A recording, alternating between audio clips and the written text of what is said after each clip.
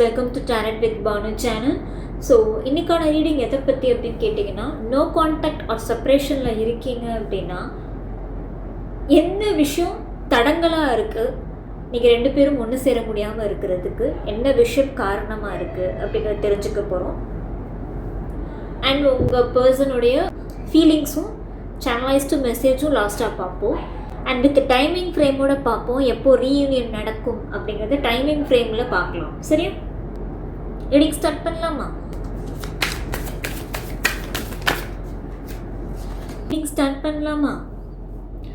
So நீங்கள் வந்துட்டு நிஜமாகவே அந்த பர்சன்னால நிறையாவே ஹர்ட் ஆகிருக்கீங்க.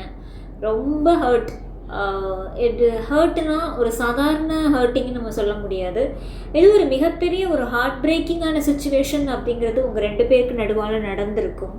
ஸோ கண்டிப்பாக உங்களை ஒரு சுக்குநூறாக நொறுக்கக்கூடிய ஒரு விஷயங்கள் அப்படிங்கிறதா நடந்திருக்கும் பாஸ்ட்டில். ஸோ நீங்கள் எவ்வளவோ இந்த பர்சனை வந்துட்டு சேஞ்ச் பண்ண முயற்சி பண்ணியிருப்பீங்க, கன்வே பண்ண முயற்சி பண்ணியிருப்பீங்க, நிஜமாகவே உங்களுக்கு என்ன வேணும் அப்படிங்கிறத சொல்ல முயற்சி பண்ணியிருப்பீங்க, அந்த பர்சன் மேலே அன்பு காட்டுறதுக்கு முயற்சி பண்ணியிருப்பீங்க. நிறைய ஆக்ஷன்ஸ் நீங்களுமே எடுத்து ஃபெட்டப் ஆன மாதிரி எனக்கு இங்கே தெரியுது. கண்டிப்பாக ஒரு தேர்ட் பார்ட்டி இஷ்யூஸ் அப்படிங்கிறது இங்கே எனக்கு தெரியுது. ஸோ தேர்ட் பார்ட்டி அப்படிங்கிறவங்க ஒருத்தவங்க இருக்கிறாங்க. அண்ட் அந்த தேர்ட் பார்ட்டி மேலே லவ் அப்படிலாம் எதுவும் கிடையாது. ஜஸ்ட் ஒரு அட்டாச்மெண்ட், ஒரு அட்ராக்ஷன் அப்படி மாதிரி தான் எனக்கு தெரியுது. ஸோ உங்கள் மேலே வச்சுருக்கிற லவ் கூட அங்கே அவங்க மேலெலாம் அந்த மாதிரி லவ் அப்படிங்கிறதுலாம் எதுவுமே எனக்கு ரீடிங் பார்க்கும்போது தெரியுது. அண்ட் பாஸ்டில் நீங்கள் இப்போ நோ கான்டாக்டில் இருக்கீங்க, செப்ரேஷனில் இருக்கீங்க, உங்கள் பர்சன் எப்போ ரீயூனியன் ஆவாங்கன்னு காத்துட்டு இருக்கீங்க. ஆனால் அதுக்கு முன்னாடி உங்கள் ரெண்டு பேருக்கும் நடுவால் பாஸ்டில் சில விஷயங்கள் ப்ராப்ளம் அப்படிங்கிறது நடந்திருக்கும். அவங்க உங்களை புரிஞ்சிருக்க மாட்டாங்க, இல்லை திட்டிருப்பாங்க, இல்லை பிரச்சனைகள் அப்படிங்கிறது நடந்திருக்கும். ஸோ அதோட கோபம், அதோட தாக்கம் அப்படிங்கிறது இன்னைக்கு வரைக்கும் உங்கள் மனசில் இருக்குது. ஸோ அந்த ஒரு தாக்கம், அந்த ஒரு கோவத்துடைய அந்த பாதிப்பு அப்படிங்கிறது இன்னைய நாள் வரைக்கும் கண்டினியூ ஆகிட்டு இருக்குது உங்கள் மனசுக்குள்ளே. ஸோ அது கண்டிப்பாக குறையணும். அது எப்போ குறைய ஆரம்பிக்குதோ அப்போ தான் வந்துட்டு நீங்கள் அவங்களோட கனெக்ட் ஆவீங்க. ஸோ யூனிவர்ஸ் வந்து கனெக்ட் பண்ண வைப்பாங்க அவங்கள. நீங்கள் இன்னுமே அந்த கோவத்தோடவே இருக்கிறீங்க, இன்னுமே அந்த பழைய தாக்கத்தோடவே இருக்கீங்க அப்படின்னா கண்டிப்பாக யூனிவர்ஸ் வந்துட்டு கனெக்ட் பண்ண மாட்டாங்க ரெண்டு பேரும். ஏன்னா ஹீல் ஆனாதான் அடுத்த விஷயம் அப்படிங்கிறது ஒரு பாசிட்டிவ் சேஞ்ச், இல்லை ஒரு பாசிட்டிவ் ஆக்ஷன் அப்படிங்கிறது நடக்கும். ஆனால் நீங்கள் ஹீல் ஆகாமல் இருந்தீங்க அப்படின்னா அது நடக்காது. அண்ட் அந்த பிரச்சனைக்கு அப்புறம், அந்த லாஸ்ட்டாக உங்களுக்கும் உங்கள் பார்ட்னருக்கும் நடந்த பிரச்சனைக்கு அப்புறம் வந்துட்டு சுத்தமாக நீங்கள் வீட்டில் இருக்க யார் கூடயும் பேசல, டிட்டாச் ஆகிட்டீங்க, வெளியில் எங்கேயும் போகிறதில்ல, ஃப்ரெண்ட்ஸ் கூட மீட் பண்ணுறதில்ல, ஃப்ரெண்ட்ஸ் கால் பண்ணால் கூட அப்படிங்கிற ஒரு ஒன் வேர்ட்லேயே வந்துட்டு நீங்கள் வந்து ஃபோன் காலை கட் பண்ணுற மாதிரி எனக்கு இருக்குது. ஸோ யார் வெளியில் கூப்பிட்டா கூட நீங்கள் வெளியில் கூட போகிறதில்ல, ஒரு மாதிரி டிப்ரெஸ்டாக ஒரே ரூமுக்குள்ளே அடைஞ்சு கிடக்கிற மாதிரி எனக்கு இங்கே தோணுது. ஓகே. அண்ட் சில விஷயங்கள் வந்துட்டு உங்களால் எதையும் சரி செய்ய முடியாது, உங்களால் எதையும் ஃபிக்ஸ் பண்ண முடியாது. So it's all about in there hand. சரியா? ஸோ இருக்கீங்க எல்லாமே நீங்கள் சரி பண்ணிடலாம், எல்லாமே சரி செஞ்சிடலாம், அது கிடையாது. அந்த பர்சன் தான் சில விஷயத்த ஃபிக்ஸ் பண்ணணும். நீங்கள் மட்டுமே ஃபிக்ஸ் பண்ணிகிட்டு இருக்க முடியாது.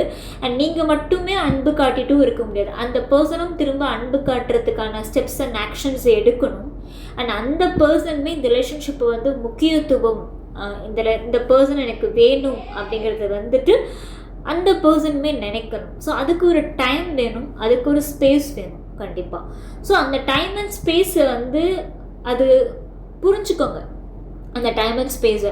ஸோ உடனே வந்துட்டு ரீயூனியன் ஆகணும், ரீகன்சிலேஷன் ஆகணும்னு நினைக்காம நீங்கள் ஹீல் ஆனீங்களா, உங்களுடைய கோபங்கள்லாம் குறைஞ்சிருச்சா, உங்களுடைய பாஸ்ட் அன்ரிசால்வ்டு ஃபீலிங்ஸ் எல்லாம் என்னவா இருக்குது, இப்போது கரண்ட்டாக இந்த பர்சன் ரீயூனியன் ஆனால் மட்டும் போதுமா, இல்லை அந்த பழைய லவ்வோட அந்த ரீயூனியன் அப்படிங்கிறது வேணுமா, இல்லை அவங்க லைஃப்பில் என்ன நடந்துட்டுருக்கு அப்படின்னு தெரியணுமா? இது ஒரு கன்ஃபியூஸ்டு மனநிலைமையில் நீங்கள் இருக்கிற மாதிரி இருக்குது. தெளிவாக அவங்க வேணும்னா அவங்க வேணும் அப்படிங்கிற அந்த முழு அன்போடு அப்படிங்கிறது வந்து எனக்கு இங்கே ஏதோ கம்மியாகிற மாதிரி இருக்குது. ஏதோ வருத்தம், கோபம் அப்படிங்கிறது எனக்கு நிறையா இங்கே தெரியுது. ஸோ அந்த கோபத்தையும் அந்த வருத்தத்தையும் வந்துட்டு நீங்கள் கொஞ்சம் கொஞ்சமாக எப்போ கம்மி பண்ண ஆரம்பிக்கிறீங்களோ அப்போ தான் இந்த கனெக்ஷன் அப்படிங்கிறது அடுத்த லெவலுக்கு போகும், அடுத்த கட்டத்துக்கு நகரும். ஓகே. இந்த பர்சனை ஏதோ நீங்கள் ஒரு விதமாக ஜட்ஜ் பண்ணி வச்சுருக்கீங்க, அது கிடையாது. அது இல்லை அப்படிங்கிறது தான் யூனிவர்ஸ் சொல்ல வராங்க. ஸோ இந்த பர்சனை ஜட்ஜ் பண்ணாதீங்க. நான் சொன்ன மாதிரி இந்த தேர்ட் பார்ட்டி அப்படிங்கிறவங்க இருந்திருக்கலாம், பட் தேர்ட் பார்ட்டி மேலே லவ் அப்படிங்கிறதுலாம் கிடையாது. ஜஸ்ட் அட்ராக்ஷன், அவ்வளோதான். இல்லை அந்த ஒரு கனெக்ஷன், ஒரு பாண்ட், அவங்கள தான் மேரேஜ் பண்ணிக்க போகிறாங்க, இல்லை அவங்க கூட தான் லாங் டேர்மாக ட்ராவல் ஆக போகிறாங்க, இல்லை அவங்கள தான் லவ் பண்ண போகிறாங்களான்னு கேட்டிங்கன்னா கிடையாது. ஏதோ ஒரு கனெக்ஷன், ஒரு அட்ராக்ஷன், ஒரு பாண்ட் அப்படிங்கிறது அவங்களுக்குள்ளே இருந்திருக்கு, அவ்வளோதான். பட் ஆனால் நீங்கள் என்ன பண்ணிக்கிங்கன்னா அந்த பர்சனோட சேர்த்து ஒரு ஃப்யூச்சர் வாழ்க்கையாக அவங்களும் வாழ போகிறாங்க அப்படிங்கிற மாதிரி நீங்கள் கற்பனை பண்ணியிருக்கீங்க. No, give them a chance. கண்டிப்பாக அவங்களுக்கு ஒரு செகண்ட் சான்ஸ் கொடுக்கலாம் அப்படிங்கிறத யூனிவர்ஸ் சொல்கிறாங்க. ஸோ இப்போ நோ கான்டாக்டில் இருக்கீங்க அப்படின்னா கண்டிப்பாக நீங்கள் வெளியில் போய் உங்கள் ஃப்ரெண்ட்ஸை பார்க்கணும், மீட் பண்ணணும். நீங்கள் இருந்த இடத்த விட்டு நகர்ந்து வேறு ஆக்டிவாக சில விஷயங்களை செய்ய ஆரம்பிங்க. நீங்கள் பண்ணாமல் விட்ட விஷயங்கள் உங்கள் வாழ்க்கையில் நிறையவே இருக்குது. ஸோ அதெல்லாம் எடுத்து பண்ண ஆரம்பிங்க. ஸோ ஃபேமிலி கூட உட்காந்து டைம் ஸ்பெண்ட் பண்ணுங்கள், மூஞ்சி கொடுத்து பேசுங்க வீட்டில் ஃபேமிலியோட. ஃப்ரெண்ட்ஸ் கூட பேசுங்க. ஃப்ரெண்ட்ஸ் மெசேஜ் பண்ணாலோ கால் பண்ணாலோ அதை வந்துட்டு ரிஜெக்ட் பண்ணாதீங்க, அவாய்ட் பண்ணாதீங்க. நீங்கள் உங்கள் ஃப்ரெண்ட்ஸ் கால்ஸ் அண்ட் மெசேஜஸ்லாம் அவாய்ட் பண்ணுற மாதிரி எனக்கு தெரியுது. ஸோ யாரும் அந்த உங்களுடைய பார்ட்னருக்காக உங்கள் கூடவே ட்ராவல் ஆகிட்டு இருக்க உங்கள் ஃப்ரெண்ட்ஸை நீங்கள் ரிஜெக்ட் பண்ணுறது வந்து இது it's not in a good way, and அது ஒரு ஃபேராகவும் கிடையாது. ஸோ அதனால் கொஞ்சம் உங்கள் ஃப்ரெண்ட்ஸ் கூட வந்துட்டு பழகுங்க, மிங்கிள் ஆகுங்க. பல விஷயங்களை வந்து அப்போ தான் நீங்கள் ஹீல் ஆக ஆரம்பிப்பீங்க. உங்கள் மனசில் இருக்க அந்த கோபம், அந்த தாக்கம் எல்லாம் கம்மியாகும். ஸோ ஒரு பெட்டர் பர்சனாக நீங்கள் சேஞ்ச் ஆகிட்டு வருவீங்க. ஸோ நீங்கள் சேஞ்ச் ஆக ஆக இந்த கனெக்ஷனுடைய பாசிபிலிட்டிஸ் அந்த மூவ் ஃபார்வர்டு. ஸோ இந்த கனெக்ஷன் அடுத்த கட்டத்துக்கு போகிறதுக்கான அந்த வேலைகள் அப்படிங்கிறதும் ஸ்லோ பை ஸ்லோவாக நீங்கள் க்ரோ ஆக ஆக அதுவும் க்ரோ ஆகிட்டே வரும். சரியா? ஸோ நீங்கள் எதுவுமே பண்ணாமல் ஒரே ஸ்ட்ரெஸ் அண்ட் டிப்ரெஷன், ஒன்று ஓவர் திங்கிங், அழுக இப்படியே இருந்தால் அந்த கனெக்ஷன் எப்படி அடுத்த கட்டத்துக்கு போகும்? நீங்கள் எப்படி க்ரோ ஆவீங்க? ஸோ நீங்கள் எப்படி பாசிட்டிவான விஷயங்களை அட்ராக்ட் பண்ணுவீங்க? பாசிட்டிவான விஷயங்கள் எப்படி உங்கள் லைஃப்பில் நடக்கும்? சுற்றி நெகட்டிவிட்டியாகவும் மனசு பூரா நெகட்டிவாக வச்சுருந்தா எப்படி பாசிட்டிவான விஷயங்கள் நடக்கும்னு எதிர்பார்த்துட்டு மட்டும் உட்கார முடியும்? சொல்லுங்கள். ஸோ பாசிட்டிவாக உங்கள் லைஃப்பை மாற்றுங்க. உங்களை நீங்களே என்கரேஜ் பண்ணுங்கள். பேக் டு ஃபார்ம் உங்கள் லைஃப்பை கொஞ்சம் பாருங்கள். Because you have to concentrate on your life. Life எங்கேயோ மோசமாக போயிட்டுருக்கிற மாதிரி எனக்கு இங்கே ரீடிங் பார்த்த வரைக்கும் எனக்கு தோணுது. ஸோ அவங்களுக்கு நீங்கள் வேணும் அப்படின்னா கட்டாயம் ஸ்டெப் எடுப்பாங்க, ஆக்ஷன் எடுப்பாங்க. ஓகே, ஸோ அந்த டைம் பீரியட் வரைக்கும் வெயிட் பண்ணுங்கள். ஓகேவா? ஸோ உங்கள் பர்சனுடைய கரண்ட் ஃபீலிங்ஸ் இப்போது என்னவா இருக்குது, உங்கள் மேலே சொல்லப்படாத ஃபீலிங்ஸ் என்னவா இருக்குது அப்படிங்கிறத பார்க்கலாம்.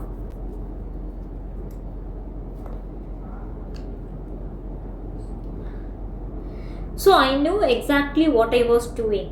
ஸோ சில விஷயங்கள் அவங்க வந்துட்டு இப்போ நோ கான்டாக்டில் இருக்கிறாங்க, அவங்கள பிளாக் பண்ணி வச்சுருக்காங்க அப்படின்னா அதை நான் ஏன் பண்ணேன், எதுக்கு பண்ணேன்னு எனக்கு தெரியும். பிகாஸ் அந்த ஸ்பேஸ் அப்படிங்கிறது எனக்கும் தேவைப்படுது. நீயும் அந்த மேபி அந்த தேர்ட் பர்சனோட மேனிப்புலேஷனாக இருக்கலாம், இல்லை தேர்ட் பர்சன் கூட அவங்க பேசிகிட்டு இருக்கலாம், இல்லை தேர்ட் பர்சன் கூட ஜஸ்ட் ஃப்ரெண்டாக கூட இருந்திருக்கலாம். ஓகே, ஸோ அவங்களுக்கு எல்லாமே தெரிஞ்சு தான் அவங்க சில விஷயங்கள் வந்து பண்ணிகிட்ருக்காங்களே தவிர்த்து உங்களை ஏமாற்றணும், உங்களை வந்துட்டு ஏமாற்றிட்டு இந்த கனெக்ஷனை என்டப் பண்ணிட்டு தான் அங்கே போகணும் அப்படிங்கிற மாதிரிலாம் இல்லை. இப்போதைக்கு பேசல அப்படின்னா அதுக்கு ஒரு காரணம் இருக்குது. அந்த ஸ்பேஸ், அந்த ஹீலிங் பீரியட் அவங்களுக்குமே தேவைப்பட்டிருக்கு. சரியா? And I want you. கண்டிப்பாக அவங்களுக்கு நீங்கள் வேணும். ஸோ என்றைக்காக இருந்தாலும் நீங்கள் வேணும் அப்படிங்கிறத வந்து கண்டிப்பாக அவங்க அதை மனசளவில் தெரிஞ்சு தான் வச்சுருக்காங்க. So many things remind me of you. So நிறையா விஷயங்கள் வந்து உங்களை ஞாபகப்படுத்திட்டு தான் இருக்குது. ஸோ உங்களை மிஸ் பண்ணுறாங்க தான். So we will be together again. So reconciliation, so எப்போ ரீயூனியன் ஆகும் அப்படிங்கிற பற்றி நம்ம பேசிகிட்டு இருக்கோம். ரீகன்சிலேஷன் கார்டே வந்துருச்சு. So we will be together again. கண்டிப்பாக ரெண்டு பேரும் ஒன்று சேர்வீங்க. And beautiful card, I love you. So இதுக்கு நான் எக்ஸ்ப்ளனேஷன் கொடுக்கணும் அவசியம் இல்லை. I love you. ஸோ உங்களை லவ் பண்ணுறாங்க, ஸ்டில் தே லவ் யூ. உங்களை மட்டும்தான் லவ் பண்ணுறாங்க. ஸோ நீங்கள் நினைக்கிற மாதிரி அந்த தேர்ட் பார்ட்டி இங்கே மேலே லவ்வெல்லாம் கிடையாது. அட்ராக்ஷனோ இல்லை ஃப்ரெண்டோ இல்லை சம் மேனிப்புலேஷன்ஸோ இல்லை அவங்க லைஃப்பில் ஏதோ ஒரு எமோஷ்னல் சப்போர்ட்டாக கூட இந்த பர்சன் இருந்திருக்கலாமே தவிர்த்து அவங்கள லவ் பண்ணுறாங்க, அவங்கள தான் ஃப்யூச்சரை சூஸ் பண்ணுறாங்க போகிறாங்கன்னு கேட்டிங்கன்னா கிடையாது. ஓகேவா? ஸோ நான் அந்த ஃபஸ்ட்டு கார்டு எடுத்தேன் இல்லையா, அதுதான். ஸோ இப்போது டைமிங் வந்துட்டு நிஜமாகவே சரியில்லை. அதனால தான் நான் இப்போ பேசாமல் இருக்கேன். ஏன்னா இப்போ பேசினா இன்னும் பிரச்சனை ஜாஸ்தியாகும், இன்னும் வாக்குவாதம் ஜாஸ்தியாகுமே தவிர்த்து ரெண்டு பேரும் ஒருத்தருக்கு ஒருத்தர் வந்துட்டு அந்த மனநிலைமையை விட்டு வெளியில் வந்து ஒரு ஃப்யூச்சரை பற்றி பேசவோ ஹீலிங் பீரியட்லேயோ இல்லை, 2 பேருமே இன்னுமே ஹீல் ஆகலை. ஸோ அவங்களுக்குமே அது தோணியிருக்கு அவங்க இன்னும் ஹீல் ஆகலை அப்படிங்கிறது. நீங்களுமே ஹீல் ஆகலை. ஸோ அதனால தான் அவங்க வந்து இப்போதைக்கு நோ கான்டாக்ட்லேயே இருக்கிறாங்க, செப்பரேஷன்லேயே இருக்காங்க, உங்கள் கூட பேசாமல். சரியா?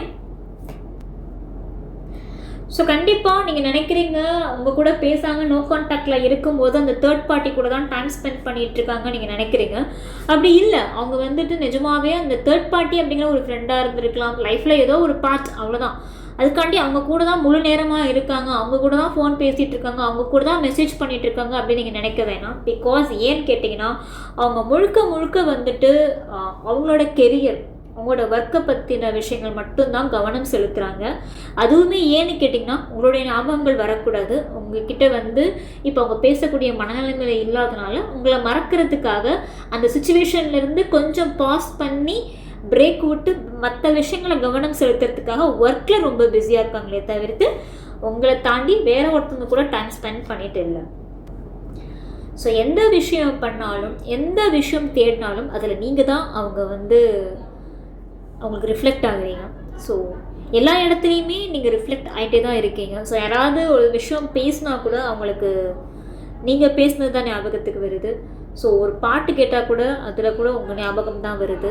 ஸோ அது வந்து அந்த ஞாபகங்கள் அப்படிங்கிறது யதார்த்தமாக வரல, நிஜமாகவே அவங்க சப்கான்ஷியஸ் மைண்ட் அப்படிங்கிறது வந்து அங்கே ட்ரிகர் பண்ணிகிட்ருக்கு உங்களுடைய தாட்ஸை. ஏன்னா அவங்கள பொறுத்த வரைக்கும் அவங்க எதை மறக்கணும்னு நினைக்கிறாங்களோ அதுதான் அவங்களுக்கு அதிகமாகவே இங்கே ஞாபகமாக வருது அப்படிங்கன்னா இன்றைக்கான ரீடிங்கில் எனக்கு ரிஃப்ளெக்ட் ஆன ஒரு விஷயம். ஸோ அவங்க வந்துட்டு மறக்கணும், கொஞ்சம் இந்த விஷயத்துலேருந்து வெளியில் வந்து மற்ற விஷயங்களை கவனம் செலுத்தணும் நினச்சாலுமே அவங்க என்ன நினச்சாலும் அந்த அவங்க நினைக்கிறத அந்த அவங்களுடைய மனசு அப்படிங்கிறத நீங்கள் கேட்கல.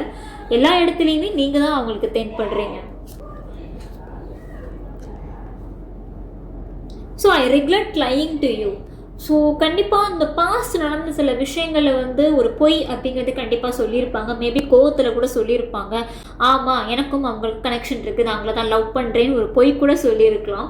அந்த பொய்யுமே அந்த ஒரு கோவம், அந்த ஃப்ரஸ்ட்ரேஷனில் நீங்கள் நம்பாதனால அந்த ஒரு பொய் அப்படிங்கிறது வந்திருக்கலாமே தவிர்த்து நிஜமாகவே அவங்க வந்து கடைசியாக சொன்ன சில விஷயங்கள் எல்லாமே பொய்யாக தான் இருக்கே தவிர்த்து உண்மையாக எதுவுமே கிடையாது. அதை நினச்சி வருத்தமும் படுறாங்க. அதை சொன்ன பொய்னால நீங்கள் எவ்வளோ ஹர்ட் ஆகிருக்கீங்க அப்படிங்கிறத நினச்சி ரொம்பவே வருத்தப்படுறாங்க.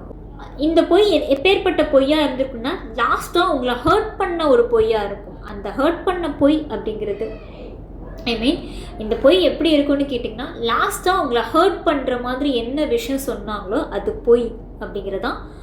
அவங்க அது பொய் தான் நிஜமாவே. அது உங்களை ஹர்ட் பண்ணணும் நோக்கத்தோடு செய்யலை, அப்படி சொல்லி உங்களை விட்டு அந்த ஸ்பேஸ் அப்படிங்கிறது அவங்க எடுத்துக்கிட்டாங்க, இந்த பிரேக் அப்படிங்கிறது அவங்க எடுத்துக்கிட்டாங்களே தவிர்த்து அது நிஜமாகவே அந்த விஷயம் அப்படிங்கிறது கிடையாது. ஸோ அதனால தான் இப்போ நினச்சதை வருத்தப்படுறாங்க, அப்படி நடந்திருக்கக்கூடாதே அப்படின்னு. Okay, so you don't know how hard it was to let you go. So கண்டிப்பாக இந்த பொய்க்கு அப்புறம் இந்த மெசேஜ் வந்திருக்கு அப்படின்னா கண்டிப்பாக லாஸ்ட்டாக வந்து சில பேர்கிட்ட சொல்லியிருக்கலாம், எனக்கு உன் மேலே இன்ட்ரெஸ்ட் இல்லை, நான் வேறு ஒருத்தவங்களை லவ் பண்ணுறேன், இல்லை நான் வேறு ஒருத்தவங்களை மேரேஜ் பண்ணிக்க போகிறேன், அண்ட் எனக்கு ஒன்று பிடிக்கல, நம்ம 2 பேரும் பிரிஞ்சிடலாம் அப்படிங்கிற மாதிரி ஏதாவது ஒரு விஷயம் சொல்லியிருப்பாங்க. அது கண்டிப்பாக அவங்கள ஹர்ட் பண்ணியிருக்கும். அந்த சொன்ன விஷயமே பொய் தான். அது ஏதோ ஒரு காரணத்துக்காக ஏதோ ஒரு அவங்க லைஃப்பில் சில ப்ரெஷர் அண்ட் பிரச்சனைகள்னால அதை வந்து ஒரு பொய்யாக தான் சொல்லியிருக்காங்களே தவிர்த்து உண்மையாக அவங்க வந்து நீ போ, என்னை விட்டு விலகு அப்படிங்கிறது அவங்க மனசார சொல்லலை. சரியா? ஸோ இது எல்லாமே வாய் வார்த்தையாக தான் சொல்லியிருக்காங்க. And I can't stop thinking about you. So உங்களை பற்றி நினைக்காம அவங்களால இருக்க முடியல. ஜஸ்ட் போதும் நான் நினைக்கிறேன். எப்போ மேம் ரீயூனியன் ஆகும் அப்படிங்கிற மாதிரி எல்லாருமே கேட்குறீங்க. ஸோ எப்போ ரீயூனியன் ஆகும் அப்படிங்கிறத பார்த்துடலாம். ஸோ எப்போ மேம் ரீயூனியன் ஆகும்னு கேட்டிங்கன்னா இன்னைய நாள்லேருந்து 6 monthsக்குள்ளே அவங்க எப்போ வேணால் அவங்ககிட்ட ரீயூனியன் பண்ணுவாங்க, ரீகன்சிலேஷன் பண்ணுவாங்க. அண்ட் இந்த ரீகன்சிலேஷன் கார்டில் எனக்கு இன்னொரு விஷயம் என்ன தெரிஞ்சது அப்படின்னா கண்டிப்பாக இந்த 6 monthsல உங்கள் மேலே இருக்கிற லவ் அப்படிங்கிறது குறையாது, அதிகமாயிட்டே தான் போகும். அந்த பாசம் அப்படிங்கிறது அதிகமாயிட்டே தான் போகுமே தவிர்த்து கண்டிப்பாக அது குறையாது. அண்டு இது லாங் டேர்மாக இந்த பாசம் அப்படிங்கிறது லாங் டேர்மாக போகக்கூடிய ஒரு பாசமாக தான் எனக்கு வந்துட்டு ரீகன்சிலேஷன் கார்டில் தென்படுற ஒரு விஷயமா இருக்குது. ஓகே, ஹோப் இன்றைக்கான ரீடிங் உங்களுக்கு பிடிச்சிருக்கு நான் நம்புகிறேன். ஸோ இன்னும் இன்டெப்த்தாக ஏதாவது உங்கள் ரிலேஷன்ஷிப்பில் பாஸ்ட் ப்ரெசன்ட் ஃப்யூச்சர் பற்றி தெரிஞ்சுக்கணும் அப்படின்னு நினச்சிங்க அப்படின்னா டிஸ்பிளேல என் கான்டாக்ட் நம்பர் இருக்குது, பர்சனல் ரீடிங் எடுத்து பாருங்கள். சரியா? டடா பாபா, நான் அடுத்த ரீடிங்கில் சந்திக்கிறேன்.